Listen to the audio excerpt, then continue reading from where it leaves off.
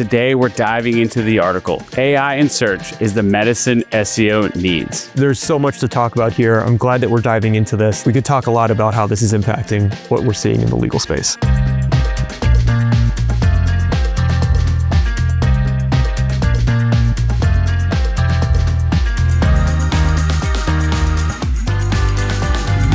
Welcome to the Jon Marc Podcast. In today's episode, we're diving into a major shift in SEO, inspired by Eli Schwartz's article, AI in Search is the Medicine SEO Needs. For years, SEO felt like the Wild West, but now AI is changing everything. The Wild West is over, and AI is the new sheriff. Jon and I are here to unpack this new era where quality content, not tricks, finally wins. Let's get into it.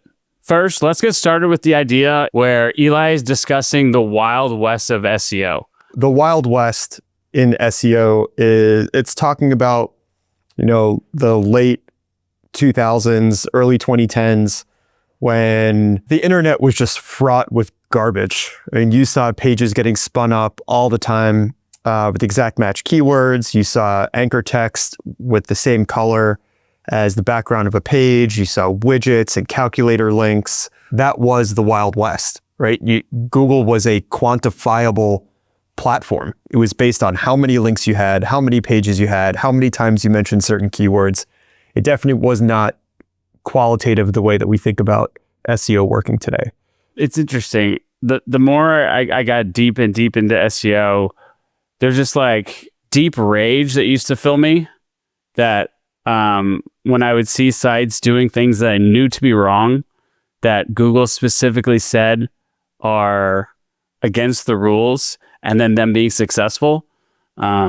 It's happened less and less where we see those sites be successful, but there always seem to be a new sketchy tactic that people would deploy or hack that people would do and find success. And I am kind of happy to see things potentially change. But like you said, it was like the Wild Wild West starting over 10 years ago, and it's gotten a little less wild over the years, but people are still out there doing crazy things. I think even the most recent thing I remember seeing is just when AI content came along, the things that people were doing, just pumping out incredible amounts of content quickly using AI. It was an easy, low-hanging fruit way for people to do the things that they were doing before, but now much cheaper, much faster, much more efficiently. It really wasn't suppressed until recently.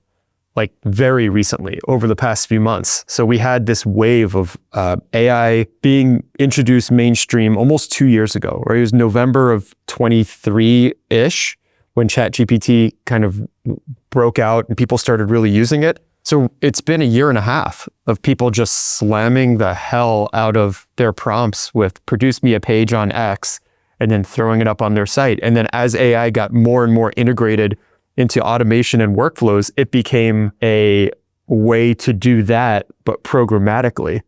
So, hey, write me 100 pages across all of these topics, and then boom, 10 minutes later, you've just got all that content. Like, that's not sustainable. The internet was getting flooded with crap. The pure scale at which new content was getting punched out by sites was appalling. And it was just regurgitating everything else, all the competitors' pages that they were missing at scale, with nothing really user-centric. No, it was a summary of a summary, right? That's all that AI produced slop is. I believe that it's in the science term that's called a meta-analysis. When you summarize a bunch of studies and analyze them to then come up with a summary of all the findings. In the next part of the article, it starts talking about when SEO felt like a free-for-all, keyword stuffing was super popular, and then it starts talking about people are buying thousands of sketchy backlinks. I think we've seen these schemes come up over time, whether it's link wheels, paying for links, sponsorship links. There's been a new scheme as often as come, guest posting, stuff like that. And it was interesting. It's something that not a lot of people are super in tune with on the SEO side. It has been an area where I've always thought Google was fighting a losing battle in combating the black hat or gray hat tactics of link building, just from the pure scale that they were trying to combat of figuring out what was a real link versus a paid link. I don't know how they would approach it, but I'm kind of getting excited to see that there might be a good use for AI here to start combating this is an area which was very much abused in the past. Mark, we could do a whole episode on like the crappy things that used to work that don't work anymore. That's a great idea for the future. I could spend 30 minutes talking about all the different ways I've seen manipulative backlinks happen, how people have tried to do negative SEO, and people have started evaluating like the percentage of links that have anchor text of brand versus non-brand. And it's a mess. I also can tell you about all the different link building companies that I have worked with or talked to and the way that they do things. I've got some great stories. We'll save that for another one. The crux of the message of this piece here is Google had a way of evaluating whether or not something was a valuable piece of content or was meeting user intent or had a good user experience and would rank those things highly. And before, their way of doing that was by tweaking components of an algorithm. And now we're looking at, it's been about a year to 2 years, so it sort of aligns with this whole AI shift.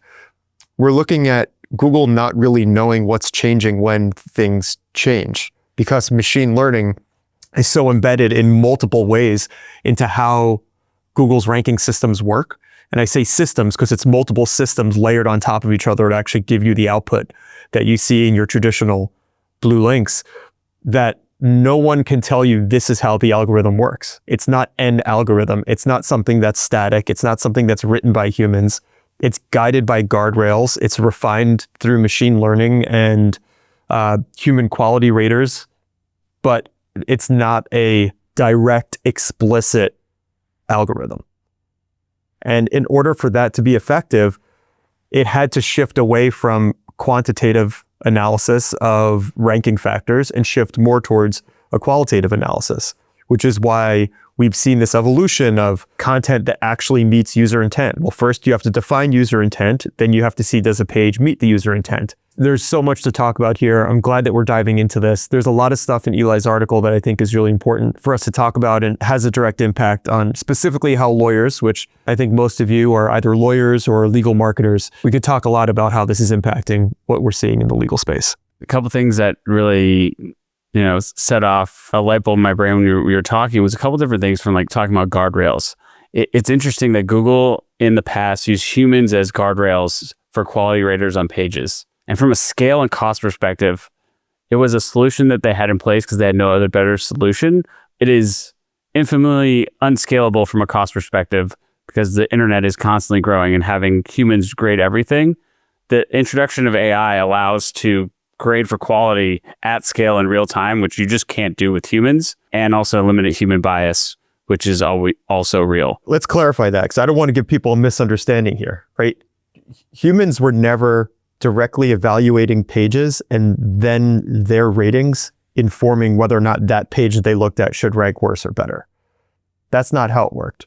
And I know this, by the way, because my wife in college had a side job working for Lionbridge, which at the time was the large Google search quality rater organization. The way that the humans are used is to very quickly respond to binary questions.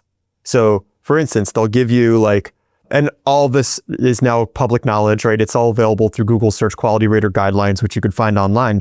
They'll give you option A and they'll give you option B. Like, which one do you like better? And when you do that hundreds of times and you get paid like a couple of cents for every time you're doing it, and you have thousands of people all across the world doing that, what happens is the machines now analyze the common similarities or differences between all those binary thumbs up and thumbs downs. And that then informs shifts to the algorithm. It's not, hey, page A over here, page B over here. Which one do you like better? Oh, I like page B. Great, page B is now going to rank over page A. Let's be clear, that's not how it works. Thank you for clarifying. That's very good points. Also, one of the things you mentioned too, it always seemed like they were doing two things. They're trying to put guardrails on abuses that other people were doing to fix things that they've noticed, as well as undo some other guardrails that they put in past updates that negatively affected things. So they're constantly trying to push forward new ranking factors and signals that they're analyzing, and then also kind of trying to stop abuse as well as fix some over corrections that they did in the past. I'm interested to see as this continues to change the real-time effects of not ranking based off the signals but of actual quality of sites using AI analysis. It's going to be super interesting. It's hard to do because quality is subjective. And you and I may search the same keyword and our intent may be completely different. I think in Google's mind, quality is, does your content satisfy the user intent? Which in the past, as an SEO, we've been known for manipulating SEO tactics to get higher rankings, not exactly satisfy user intent. And Google's doing a hard push of your content needs to be valuable and satisfy the user intent. Google's using AI, in my opinion, to better understand user intent at a much deeper level and serve up better information. But I think that's kind of where AI is pushing things to go, where the quality is, are you getting exactly what the user is looking for immediately in the results? Right. And the way of measuring that, I think, is continuing to evolve. Intent changes in real time too. Yeah, the intent changes. But even if you're looking at just an acute example, right? I search a keyword and I click on a result. How do we know if my intent was met?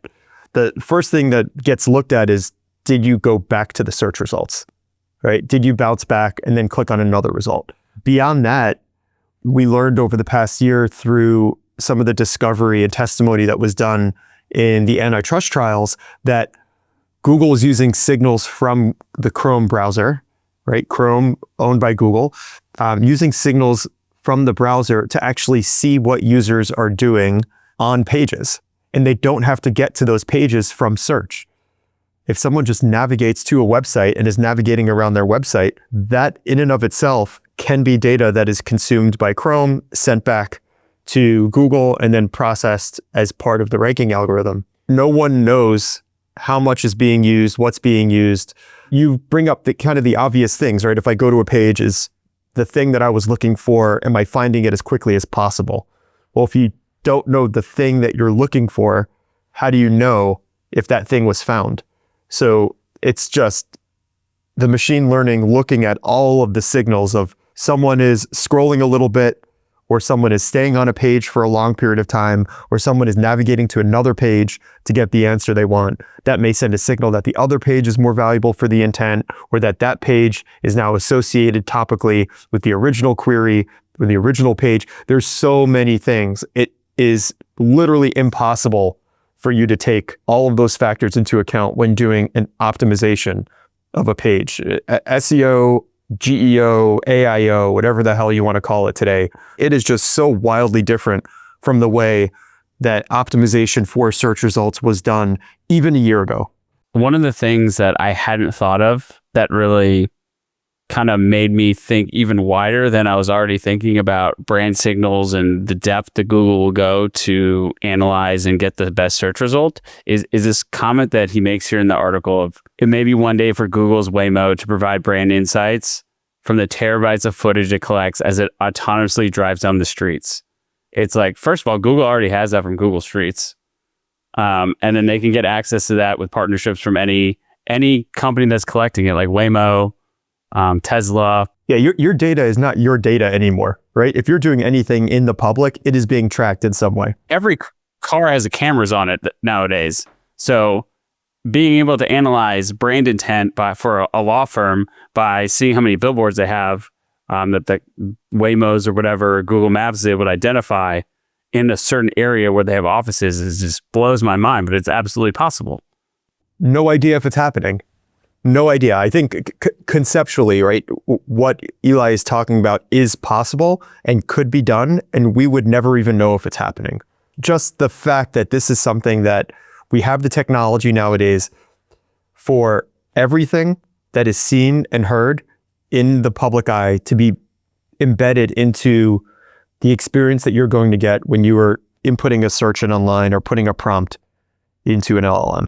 To comment on what you said just before about AI, we have no idea of AI taking so many signals from Chrome and different areas for us to understand, really have any clue of what we're doing on this. He makes a point is like, AI is also going to be able to identify those subconscious patterns based just on how you're browsing with Chrome or any other way you're clicking or interacting with. You're not thinking about across any of your devices to analyze if your intent was met or if that was the best result that is putting in front of you. And it has all that data, and it's going to continue to do that in this is another point that he makes that I thought was just incredible in this new age of like, there's no set of rules for guaranteed results. And this is really the future. And it is a kind of a fix of where the industry needed and like where the future needs to go. It feels like finally we're moving towards a place where the holes in the system are being plugged. The loopholes that can be utilized by gray hat and black hat SEOs to immediately rank for certain practice areas or in certain markets. This point right here that he makes is like nail on the head. Once again, this is incredible. This article isn't super long. Everyone should read it, but it's incredibly well written. To quote Eli, the result is that those gray hat operators who built their success on hacks and loopholes are finding that their old playbook no longer works. And modern algorithms track engagement metrics that are hard to fake. A lot of gray hat stuff is faking signals to manipulate results.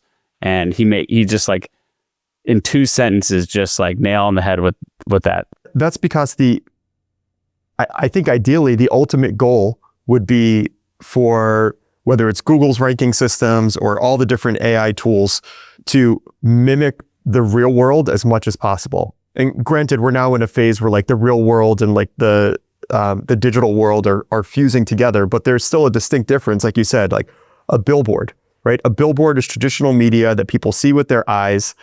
How do you take that and embed that brand visibility into whether or not a business should show up when someone is searching for that category of business online? And you cannot fake the real world. I mean, you could try, but like you can't fake what you see and hear and interact with and brand mentions and coverage on the news and things that you see at community events and relationships with our other community organizations and participation in things throughout your local community or in industry events. Like we can go on and on about all the things that may not have a digital footprint, or at least a large digital footprint. The more that those things are now happening offline, the more these digital systems are able to acknowledge, recognize, and embed those into their ranking systems, into whether or not something surfaces within AI. And that is the shift, and that is what can't be faked.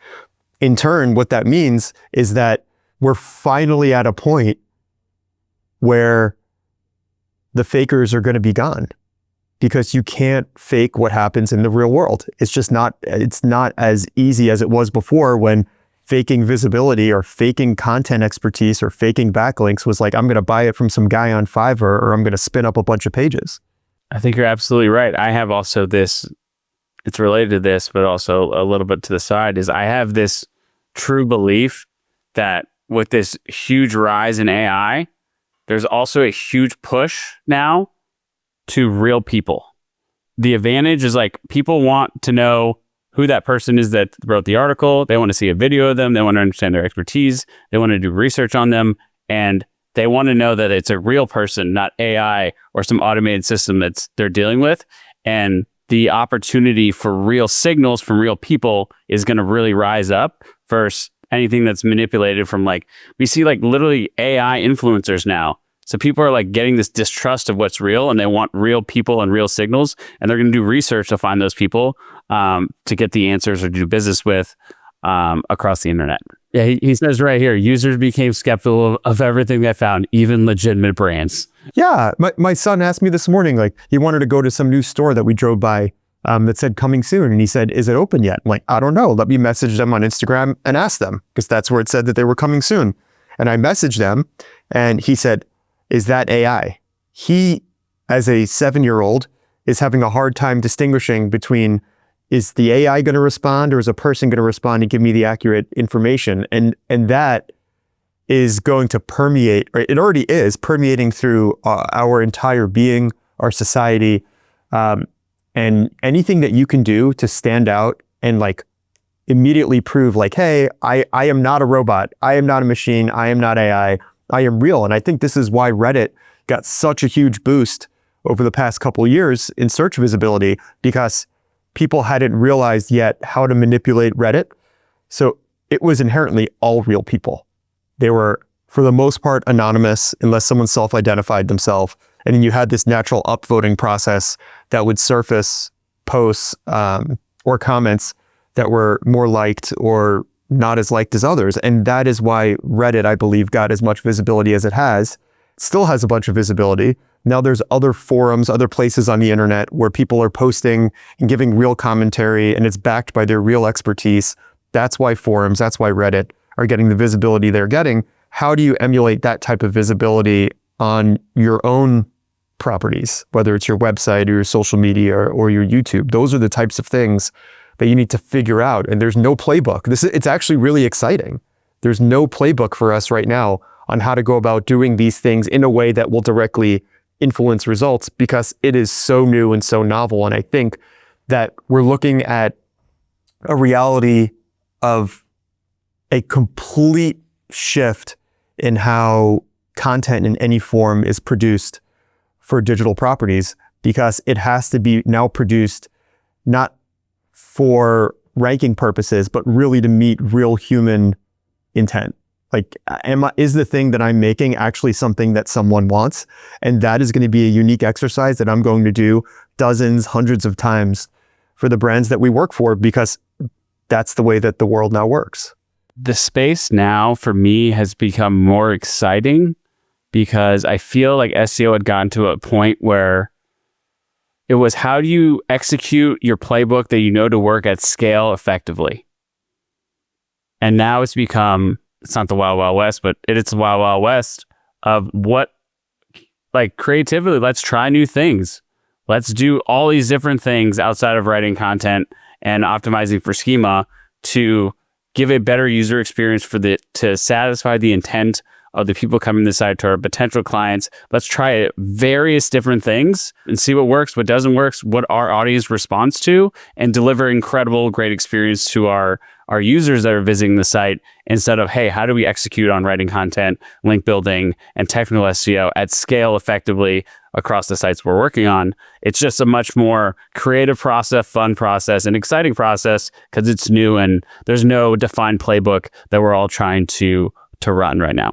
It's taking SEO from a manipulative practice, right? The whole point of SEO was to take brands and rank them highly, regardless of whether or not those brands were good or bad. It's, how do I rank high for a keyword? And now it's really difficult to get that visibility without doing the good stuff first, and then you just write content about it. So marketing has shifted back towards actual marketing. SEO has shifted back towards actual marketing, where you have to creatively come up with ways to engage your audience regardless of the platform they're on. And we're seeing things like traditional brand visibility impacting online visibility. The buyer journey or the user journey, especially in legal services, has had this dramatic shift. It used to be direct response just dominated. The TV ads, billboards, radio, like that was the way that people found their lawyers. Yellow pages, right? If I needed a lawyer, you go to the yellow pages, you find a lawyer based on the practice area that you're looking for, and you call that lawyer up, and that's it. And now the journey is immensely different.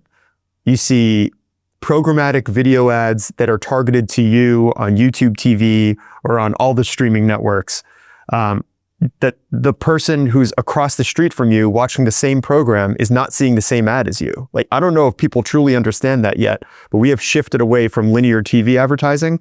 The TV advertising that you see is very similar to the advertising that you see on like YouTube. It's customized for you. So we're seeing brands who are advertising on streaming platforms. We're seeing brands that are advertising on traditional like terrestrial radio and like regular TV, billboards, holistically marketing through community events, engaging through email campaigns, having a real social media presence. Like, the soup is now mixed, and figuring out what directly led to someone reaching out to you, it is almost impossible. And I am a person who a year ago was on stage speaking at, I think it was at NTL. And I said, every call, every form, every chat, you have to know how the user got there, right? You have to track it. And while you still need to track that, because that's your last touch point, unraveling what happened before they actually got to that point is this mysterious black box of a journey that, unless you ask someone, you'll never find out what it is, because it's multi-channel, it's multimodal. People are bouncing between doing a prompt for who should I hire for my car accident, and AI giving you back 5 different results, and then you going and researching reviews on each of those firms and clicking through their websites and looking at their social media profiles. Maybe you click on a paid ad. It's just a complete different game that we're playing with in terms of how things get ranked and how users actually find the thing that is ranking, and find your brand. I couldn't agree more. And it's getting harder to track. And also, things used to be easier to track because there's just less ways to market in the past. There's just less channels to do so. So it's like back when there's just TV, if someone's calling you and you're running a TV ad, the odds of them calling you because it's the TV ad around was 100%. But now people are advertising across so many different channels, whether paid or organic, that you can have exposure across any way, shape, or form, even of word of mouth. So it is getting harder to track. One of the things that I wanted to bring up in this article that we could talk about, and you kind of talked about earlier, AI doesn't tolerate lazy content even from legitimate brands.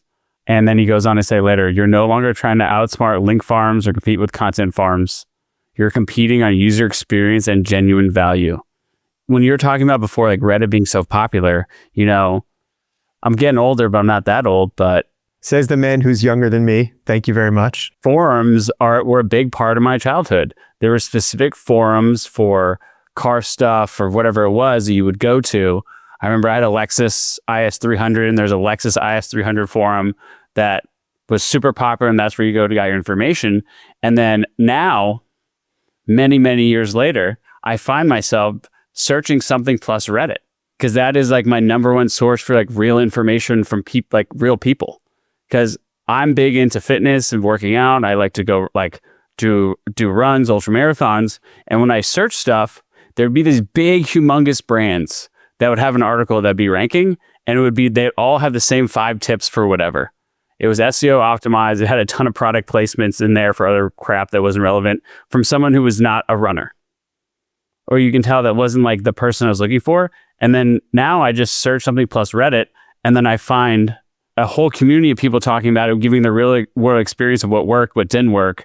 And I can ask questions to them and get responses from them. And then other people can rip their answer apart. And I can decide myself from real user answers what I think the best result is for a training plan, or tips for what to eat or what not to eat, or gear they liked. And that's where I find myself searching now, is putting that Reddit on the back of my searches, because it's getting a little bit better now. But in the past, the first 5-10 results were these humongous brands that just weren't giving me useful information to the questions I was searching for. Yes, you and basically everybody else. That is how people search, because Reddit doesn't have a great native search function, and it's logical, right? Like if Reddit just made a better way to search within Reddit, you would get the answers that you need on Reddit. Google has a partnership with Reddit, right? Like they have back-end access to Reddit's data so that they don't have to crawl it like every other website on the internet. It was a smart move. A lot of content publishers and brands really didn't like it, because that enabled Google then promote Reddit's results. So even without putting Reddit at the end, now we see Reddit results show up highly, because Google's able to actually get in and understand which are the posts that are getting the most engagement for various intent keywords and topics. So your point about like getting value years ago from people who had firsthand experience, it's the same thing that people are looking for now. However, the internet has just been muddied with billions, trillions of pages trying to fake that authority so that they can get your clicks, so they can sell you one of those hydration drinks or running shoes or sunglasses that you see, right? This is a very complicated situation, because the internet thrived by people visiting websites. We have this whole monetization ecosystem of advertising on websites based on impressions. We have affiliate marketers who insert links to all these products so they would get a page to rank high. Even though it wasn't the best page, they figured out how to manipulate the algorithms to get their pages to rank high so they can make money through secondary mechanisms. Or they could get you to visit their site if they're a bigger brand, and then tangentially try and pull you in to what their main purpose is. The internet being flooded with all this crap content has led to just an overall bad user experience. as much as publishers are sort of fighting back against Google on this point and like wanting to get their traffic back, the reality is that the traffic that is actually reaching their end result and the users that are getting to a place where they actually want to be at the end, they're still getting there. It may not be through clicking through to a website and getting it there.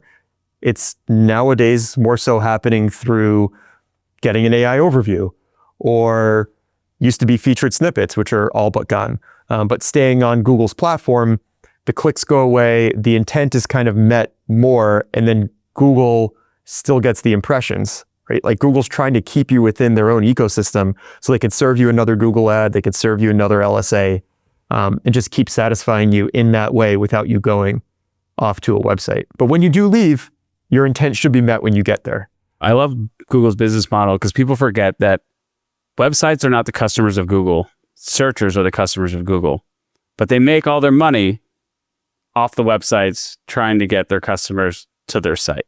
So Google's number one primary goal is to make sure that people find the answers they're looking for using Google. And whether they find it through organic or through paid ads, Google helps facilitates that. So the number one way you can be successful is help Google's clients find what they're looking for, exactly what they're looking for. Yep.